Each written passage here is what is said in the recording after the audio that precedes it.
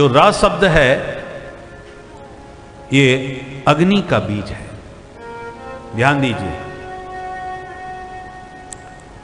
र शब्द में र जो अक्षर है ये अग्नि का बीज है, और रा में जो आ लगा है ये सूर्य का बीज है, और जो मां है ये चंद्रमा का बीज है।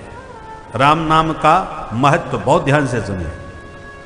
र अग्नि का बीज, अ सूर्य का भानु का बीज, और मां ये चंद्रमा का बीज है। जब हम राम शब्द बोलते हैं तो सबसे पहले र का उच्चारण होता है, रकार का। र का उच्चारण होते ही हमारे भीतर र में जो अग्नि बीज है वो अग्नि प्रज्वलित होने लगती है, और वो अग्नि रकार का जो बीज है वो अग्नि प्रज्वलित होकर के हमारे जन्म जन्मांतर के जितने भी पाप राशि हैं उन सबको ज्वालाओं के द्वारा जला करके दग्ध कर देती है, भस्मसात कर देती है।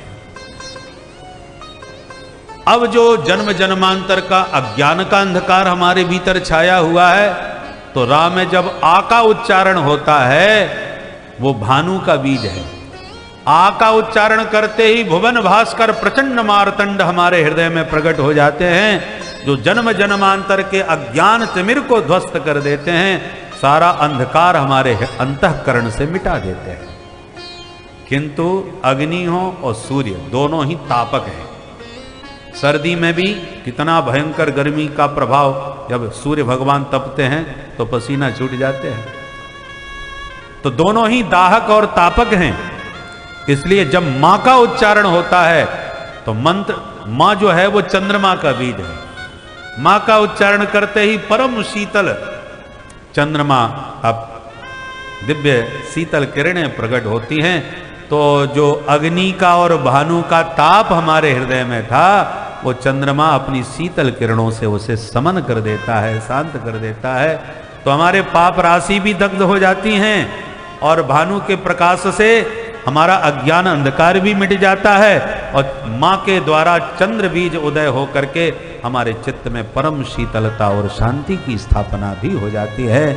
इसलिए हमारे गोस्वामी जी एक चौपाई में इस बात को कह गए, रकारो नल बीजस्यादे सर्वे भाडवादयः कृत्वा मनोमलं सर्वं भस्म कर्म शुभाशुभम्। तो शास्त्र के इन वचनों को एक चौपाई में गोस्वामी जी ने कितनी सरलता से प्रस्तुत कर दिया।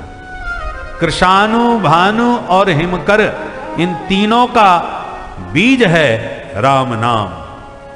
इसलिए राम नाम की महिमा सुनने के बाद, समझने के बाद फिर राम नाम जपो, तो फिर कभी भ्रम जंजाल में नहीं फंसोगे, भ्रम और संशय के प्रपंच में नहीं पड़ोगे।